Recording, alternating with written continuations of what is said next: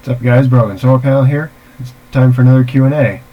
First, some bad news. My mom recently came down with COVID-19 a week and a half ago, almost. So me and Dad have been rigorously sanitizing everything in this house. Like spraying stuff down, wiping stuff down, and trying to keep our immune systems healthy with some orange juice. I've been chugging orange juice like madmen recently, trying to keep our immune systems healthy until the vaccine comes out.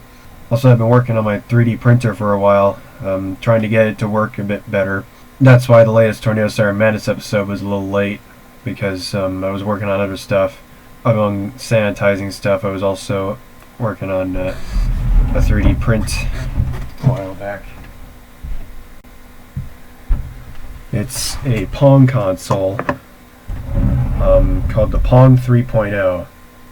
Great, now I have to explain it. Let's cut over to my Casio camera. This is the Pong 3.0 Mini, but it's called the Pong 3.0 Mini for a reason. Because there were several other Pong consoles I made before it. These are actually quite a bit older than the Pong 3.0 Mini. Actually, several years older. I made this one probably at least 5 years ago, at least. This one is the Pong 1.0.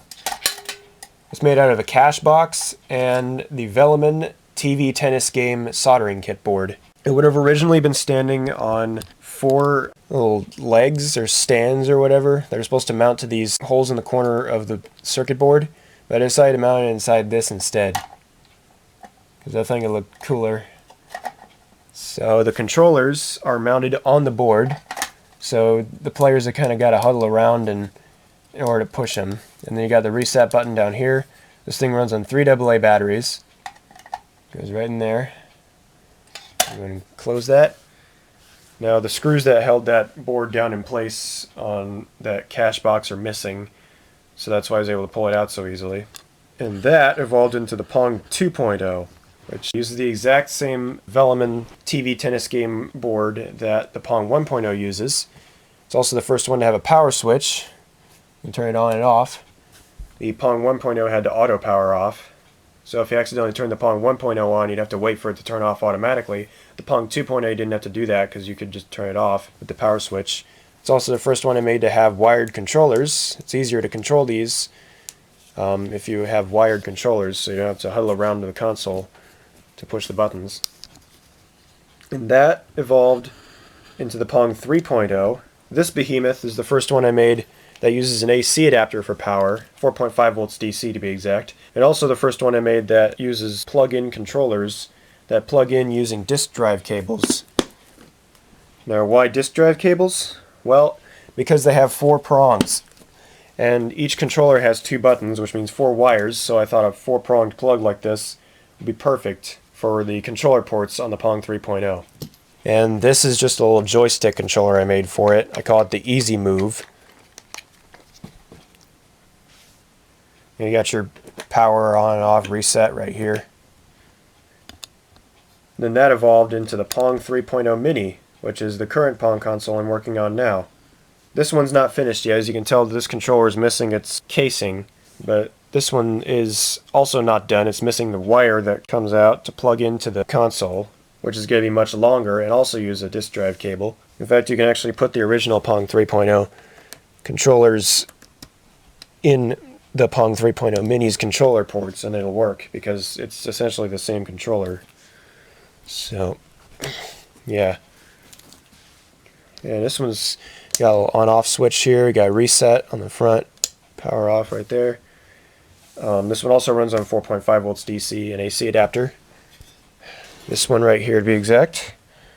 Pong 3.0 AC adapter. What's also interesting about this AC adapter is that it doesn't have holes in the prongs, which I think is kind of interesting. I don't know what happened there, why it's like that, but yeah. That AC adapter originally came off of a RoboSweep battery charger, but I modified it to work with this Pong 3.0 instead. Yeah, it actually works quite well. So after I did that, I swapped out the label that said RoboSweep on the AC adapter with one that I made myself that says Pong 3.0 on it and the voltage and everything, so yeah. This one's the one that's 3D printed. but it's got a bit of a glitch on the front here. You can see there's some under extrusion in between the power and reset buttons.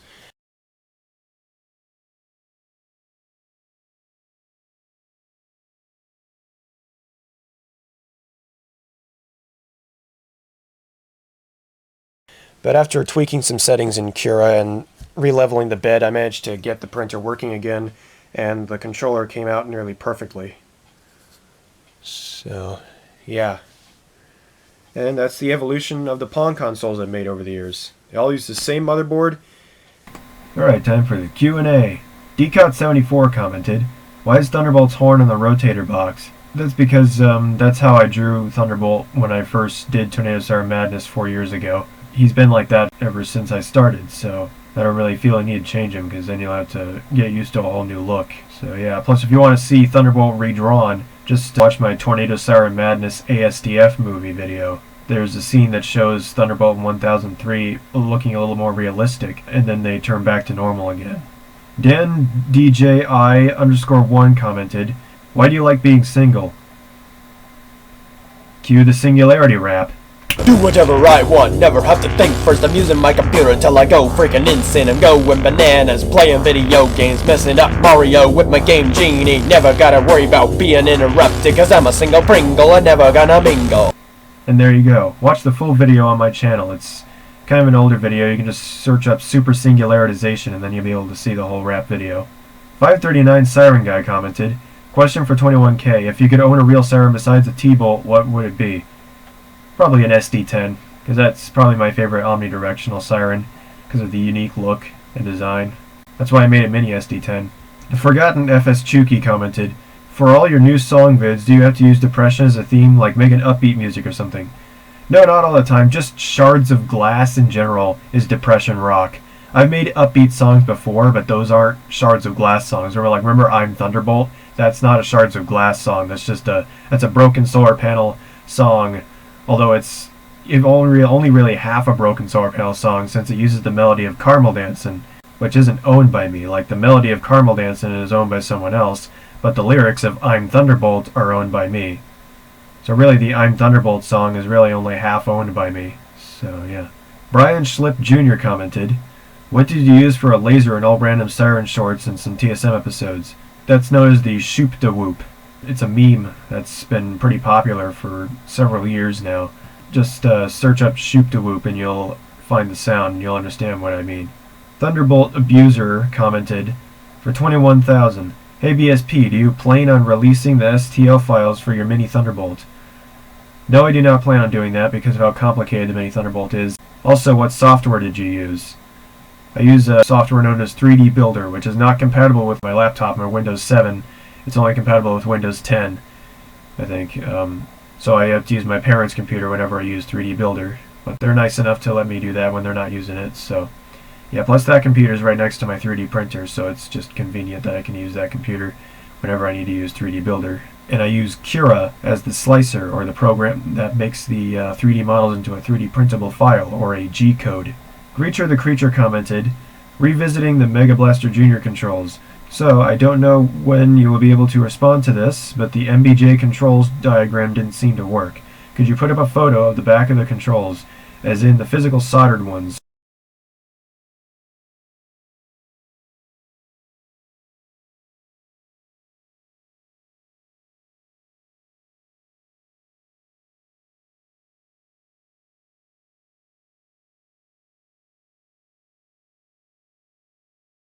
Also, the only circuit I'm using is the siren circuit itself, so do I have to use the voltage regulators and LM amplifier for this to work? Thanks. The amplifier just makes the siren sound louder. The siren circuit is just the 555 timer chip and the special circuitry on it, like with the capacitors and resistors and buttons and stuff. The LM4440IC circuit is just to amplify the sound that that siren circuit outputs to make it louder, so that way it's actually respectably loud, because without that amplifier it's barely audible. I recommend that amplifier if you're going to put it on like a siren or something, but if you're just going to make a really not very loud siren circuit, then you don't really need that amplifier. Plus you can probably plug that thing into really any amplifier, like it'll probably work on my computer's speakers.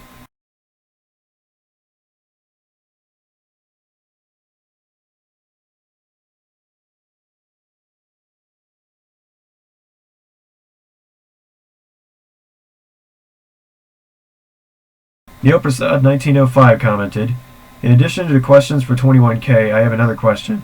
What would have happened to the Mini beside me sent at 13 degrees outside? Also, what was the temperature outside when the Mini SD10 rang in 2020?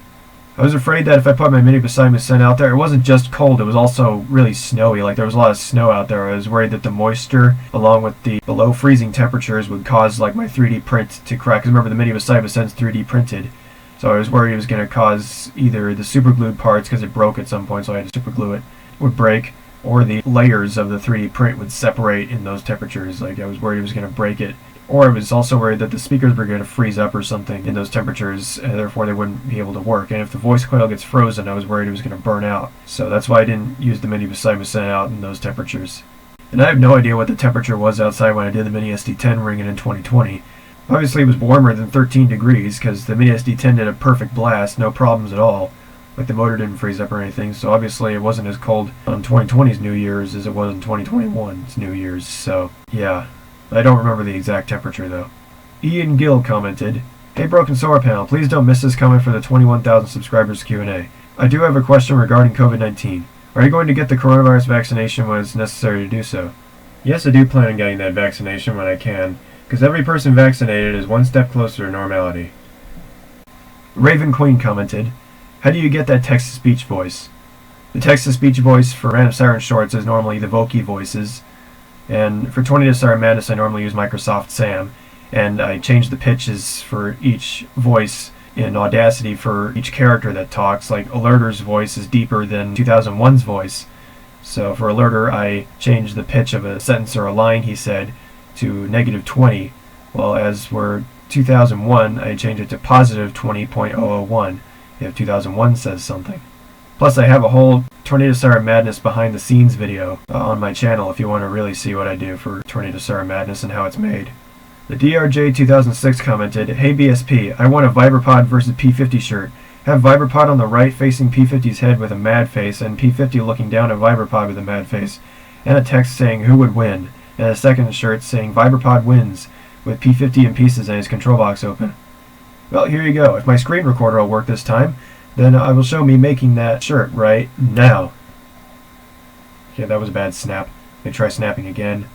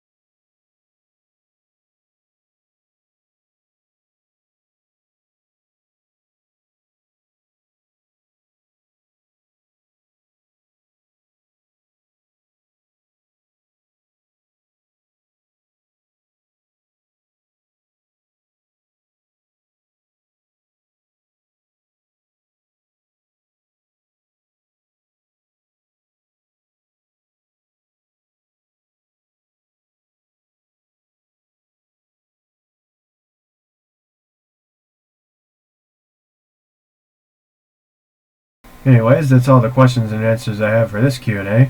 This is Broken Solar Panel signing off.